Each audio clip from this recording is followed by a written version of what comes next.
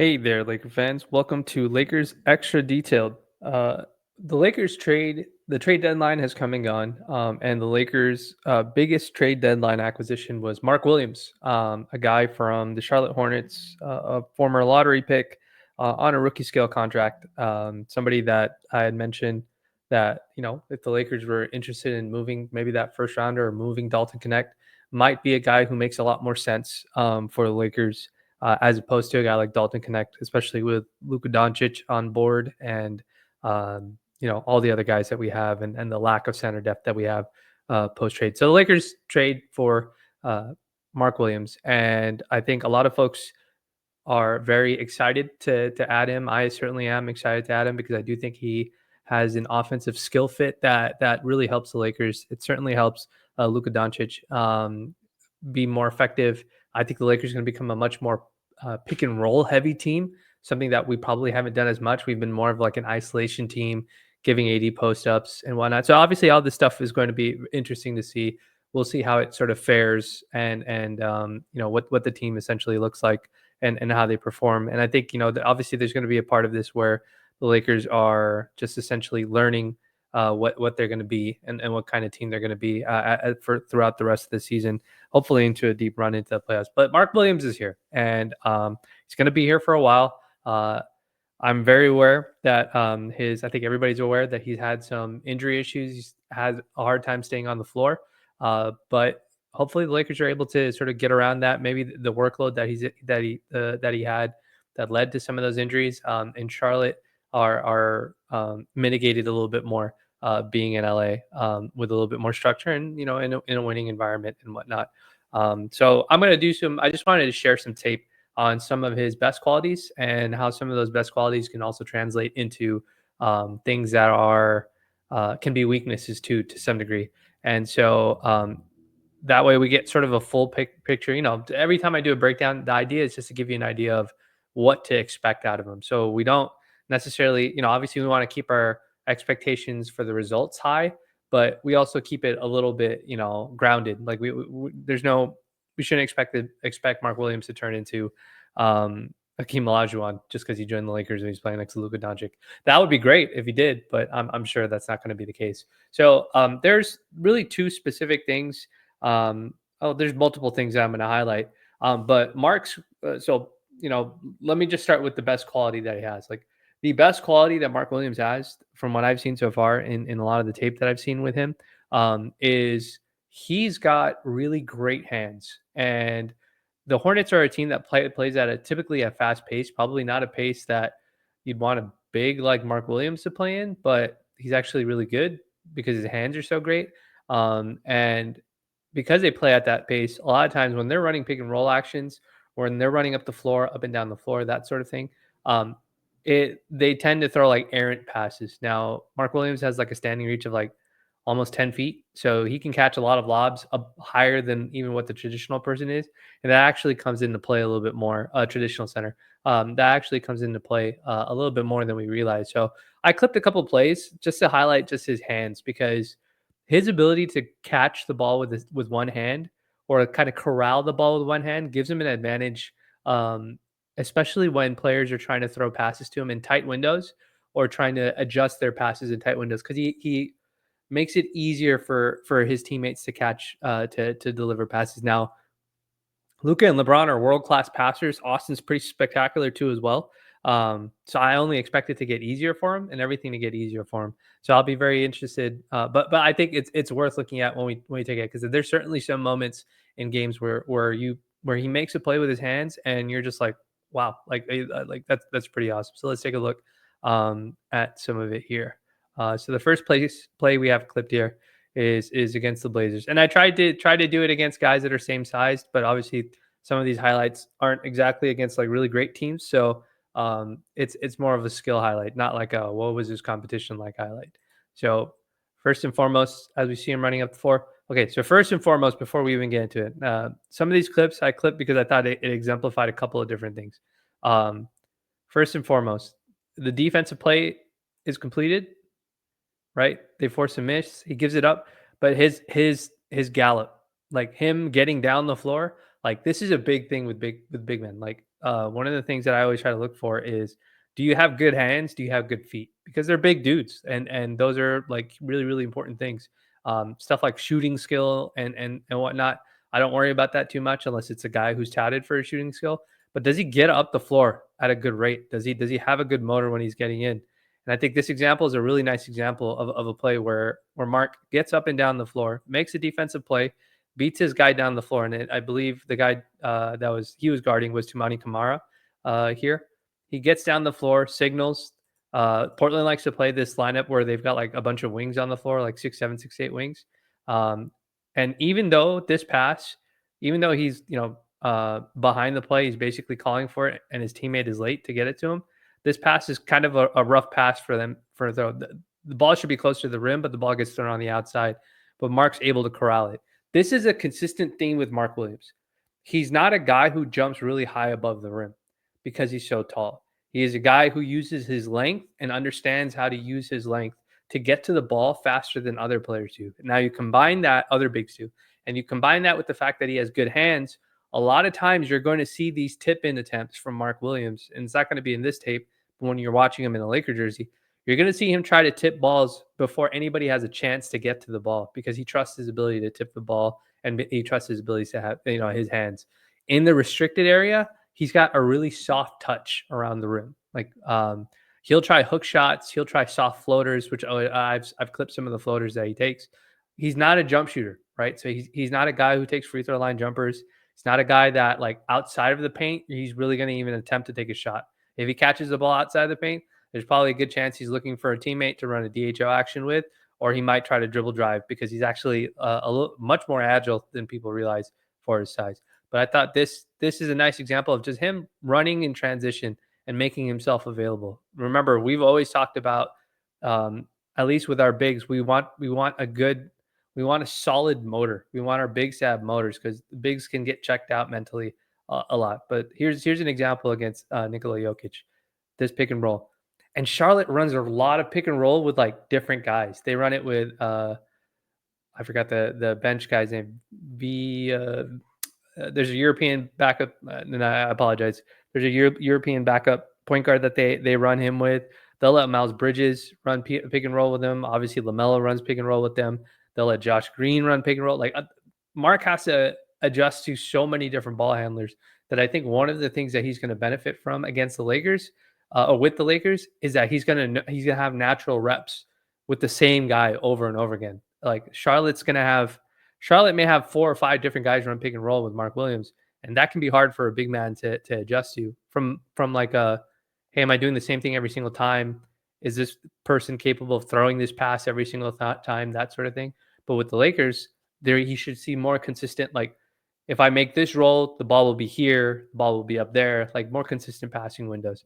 And one of the things that I think Mark does a really fantastic job is as soon as he screens, he immediately opens up. Like there's no confusion about what he's trying to do. And one of my favorite things to watch with Mark is when he turns after he screens, he puts his hands up like this. Like he literally has his hands ready in front of him, waiting for a pass if that pass is ever going to come.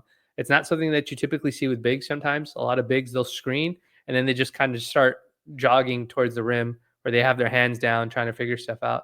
But Mark, it's almost textbook. Sets a screen, turns, hands are ready, like waiting to see where the pass comes. And he's shuffling and moving his feet. His body, his hips are always open to this is a lot of like individual detail. We're almost at 10 minutes, but like his hips are always open to the ball handler. He's always making himself available to the ball handler. He's not trying to give like ridiculous angles and stuff like that. And that might be because of the benefit, to help the Charlotte ball handlers out because they're not got, outside of LaMelo, they're not super extraordinary passers. That's not like their best skill.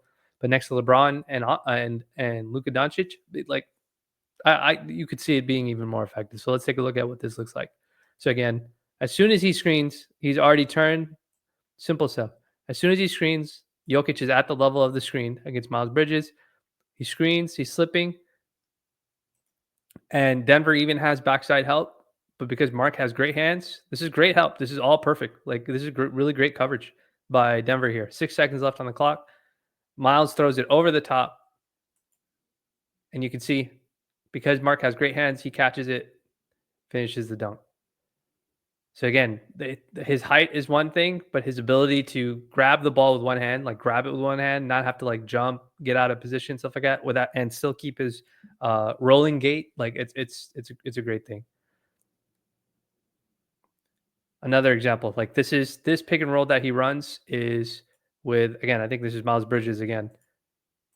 Like he's running this with Miles Bridges. Torian Prince is ready for it. The angle on this pass isn't quite great. Miles Bridges throwing a bounce pass, and he has to pick this up in stride and grabs it with one hand, switches hands, and finishes with his left. So, like one of the interesting parts about Mark is even though he's big, he actually moves pretty well. Like his ability to use space, his ability to have good hands, his ability to make himself available is really really great to see. I think the Lakers are going to really, a lot of Laker folks are going to really enjoy this. So here's another nice example. I like this. This example is one that I like. Right. So the Charlotte comes down early, starts getting a little bit of creates a few different mismatches because they go early. Right. Like they don't even have all guys down. I think this is Josh Green that the ball gets sent to here in the corner.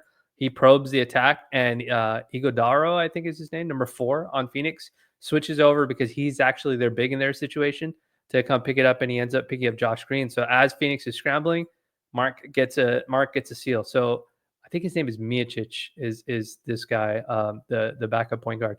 So Mark has a really easy seal. This pass should not be hard, but Miocic ends up throwing that pass, and it takes sort of a strange angle on the pass. Instead of throwing it to Mark's left, the hand that Mark calling it to, he throws it to the inside, but Mark still manages to grab it with his right and ends up finishing the play, right? Draws an and one on that play. So when we see stuff like that happen, I think that's really I think that's and you see players be able to make adjustments like that. Those are small soft skills that I think are beneficial in the long run, because when you see him have to do stuff like that for guys that are lesser passers, you can sort of get an idea of what it would look like if he had like a better, like he had teammates that threw better entry passes and whatnot to him. So it's very interesting to see. One of the things that I do think that um, his ability to catch the ball and how good his hands are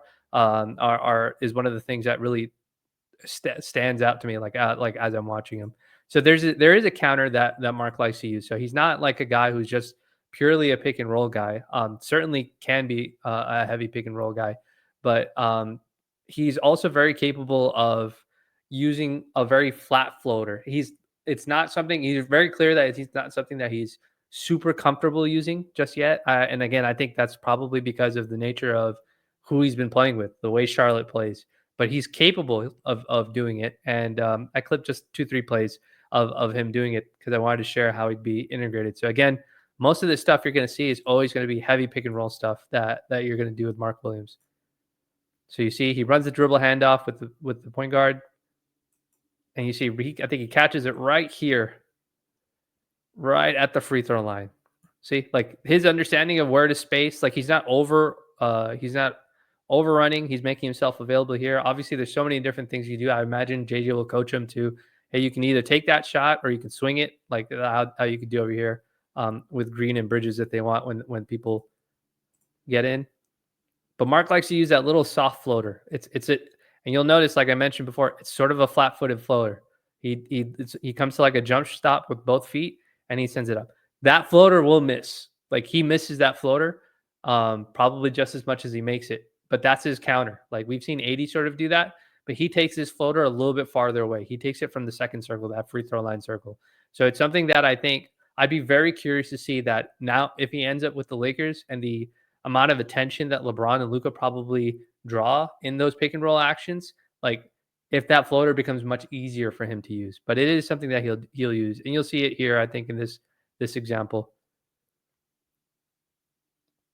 So you see, like he's very acutely aware of who's in front of him. This is Zach Edey that's in front of him.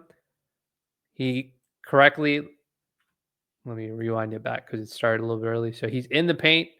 He knows Cody Martin's going to drive, so he pulls this guy out of the paint. Zach Edey's like, all right, I know my guy can't shoot, so I'm not going to overcommit to this. Cody Martin drives, gives it to Mark. Mark is right here. Again, same sort of the second hash mark is what you're looking at there. And he uses that soft floater again. So that is his counter, right? So like Mark isn't a guy who's gonna do like what AD does, which is AD puts the ball on the floor with like his opposite hand. Like in this example, AD would have probably caught the ball, dribbled with his left, put his shoulder into Zach Edey, and then tried to draw a foul and score a layup. That's not Mark. Mark is he might do that every now and then, but that's not his go-to. His go-to is to find that open area and try to take sort of a skill-based shot as opposed to try to brute force his way to the rim. So this example, he's going to miss it on this example. But again, I just want you to see how he like what sort of counters he uses. So again, Miles Bridges comes to a full. This is all textbook stuff. So anybody who's ever worked with big men, like any of the coaches that are watching this, like if you've ever trained big guys, like you guys know what type of big guys like to use these kind of techniques. But see, he comes to a full stop here. He knows Jokic is not going to come all the way out, so he's taking it in a comfortable area that he wants to take it, and it's going to end up missing. But those are the kinds of counters that Mark Williams uses. Like you're not going to get a guy who's going to take a pull-up jumper. That's not something that he likes to do. You're not going to see like a bunch of crazy bulldozing and stuff like that. Like some of that stuff might change, obviously because he's doing it with Luka and LeBron. He might be catching more lobs because he's doing it with Luka. He's playing with Luka and LeBron. It might be stuff like that, but I think the highlight of a lot of this, or the highlight of what Mark Williams is good at, is the fact that he's incredibly skilled. He's got good feet, he's got good hands, and it's just a matter of him. And he's got great IQ in terms of his space in the paint. When he runs pick and roll, he's got really really great space, really great awareness of like where he has room to create angles and whatnot for his teammates. So that's the good stuff with him. That's all the good stuff. So what's the bad stuff, right? Because I'm sure people will be like, oh, he can't be all good or else they wouldn't have traded him to us. So here's the bad stuff. Like he's not a traditional shot blocker. He is not a guy who aggressively hunts like shot blocking opportunities. He is a guy who is cut from the cloth of where's my guy that I'm supposed to be boxing out? I'm going to go box him out and make sure I grab the rebound, which is why you see him have like extraordinary rebounding numbers. That doesn't mean he gives up a lot of shots, but it does mean that like he's if there's a guy who's unless he's specifically coached to do it, if there's a team that's trying to run a bunch of like trying to get a specific player a bunch of middies, he's not going to chase that shot block in the mid range. He's not going to be a guy unless he's coached to do it that's going to come all the way up to the level of a pick and roll possession. Like he's not going to jump all the way out like the way Jackson probably would or the way AD would. He's not a guy that's going to do stuff like that. He will challenge with his height, but he doesn't necessarily have the north south speed reaction timing because he's a big guy to be able to like close out on certain guys and be able to block shots the same way. So I think there is going to be an interesting yin and yang with him and Jackson Hayes, assuming we don't get any other centers on the team, where JJ is going to have to take a look at the foot speed that he gets out of it. And if there are teams where it makes more sense for Jackson to be on the floor just because you need somebody to rotate a little bit faster, that'll probably make sense. But Mark, for when the Lakers majority of the time are probably going to run like that that drop coverage, mid drop coverage sort of defense. Remember, the Lakers are going to, even if they played Dorian Finney-Smith in the starting lineup for Rui, that's going to be a big team. Like you're talking about 6'5" Austin, then you're going to have basically 6'6", 6'7" guy, another 6'6", another 6'8", 6'9" guy in LeBron, another 6'8", 6'9" guy, or 6'7", 6'8" guy in Luka. That's going to be a pretty big team, and they'll be able to squeeze a lot of the paint for him. So Mark is certainly one of those guys who knows how to use his length to block shots, but he's not a guy who's like he's going to chase a lot of blocks, which is a good thing and a bad thing. Like it might frustrate Laker fans when he doesn't go to challenge some shots and teams are getting some floaters off or they get a bunch of middies off. But the other side of that is when those teams aren't, if the Lakers are doing their job, if his teammates are doing their jobs and making some of those shots a little bit more difficult or a little bit more out of rhythm, he's going to make sure he grabs those rebounds. One of the cool parts of the fact that he has great hands is he's able to win some of those 50-50 balls because of it. Like because of his length and his ability to have great hands, he always at least gets one hand on the ball on some of those rebounds, especially contested rebounds, offensive rebounds. He's able to get to it without fouling. He's able to get to it before some of the other counterparts are. So guys like Evan Mobley, Jared Allen, Brook Lopez, even Jokic, like they have to be aware of where he's at because his ability to reach and grab the ball and because he has great hands And he also does the thing that other really smart players do, where if they don't think they have the angle at grabbing the rebound, they'll tip it to a teammate, especially on an offensive rebound. So it'll be really interesting to see how the Lakers sort of integrate him. I do think it's going to be obviously his strengths and weaknesses. The Lakers will try to emphasize, minimize um, the things that they need to. But I'm very very curious to see what he looks like next to Luca and LeBron, because when I watch the tape of him with Charlotte players, and no disrespect to Charlotte players, uh, there's like a little more meat left on the bone with them because they're not really great passers, and sometimes he has to protect them from some of their own passing. But his finishing is really great. Not a, like he is a guy who's going to finish plays with dunks and alley oops and that sort of thing, but he's not an explosive guy because he's already so big, right? Like when you think about guys like Steven Adams, Zach Edey, when you think about who else am I thinking of? When you think about guys that are that size, you typically won't get guys that are super explosive. It's very rare to be super explosive at that height, but he does get off the ground quick. And it's just a matter of figuring out what's the best way to integrate him. So we'll see what Mark does once he's integrated with the Lakers and how he fits in with the rest of the team. But he's a great, great addition. I like his offensive skill. I like the fact that he has great hands, that he has great feet. Obviously, the injury thing with him, how often he gets hurt, will be a thing. But we'll see what happens. It'll be really interesting to see what sort of production the Lakers can get out of him. He can certainly be a double double guy with what the Lakers do. It'll be interesting. I expect the Lakers to be a very heavy pick and roll offense moving forward, especially with Luca on board. They've been running a lot of pick and roll even since AD's been out. They have guards rolling, they have Vando rolling, DFS rolling. Everybody's been rolling or pick and popping in different situations. So it'll be interesting to see how they integrate him into the offense and if his quality of play improves significantly because he's playing with better creators and guys who have more gravity than his teammates in Charlotte did. So it'll be interesting to see what it looks like, and I'm looking forward to it to see what the Lakers get out of him. Keeping him upright will certainly be a thing. We have to make sure Lakers have to make sure that they're very on top of monitoring his health because obviously losing him for long stretches of time can make things difficult for the Lakers too as well. And the Lakers uh, are looking to him to be sort of that Anthony Davis play finisher sort of role that they lose in trading Anthony Davis. So it'll be interesting to see how Mark Williams does, and it'll be interesting to see how they integrate him into the situation. But he looks like he'd be a great fit, especially for the type of offense that the Lakers are going to run. And all we can do is wait and see what ends up happening. So if you guys enjoyed the video, I appreciate you watching. Wherever you are, if you watch this during the day or in the evening, I hope you have a wonderful day.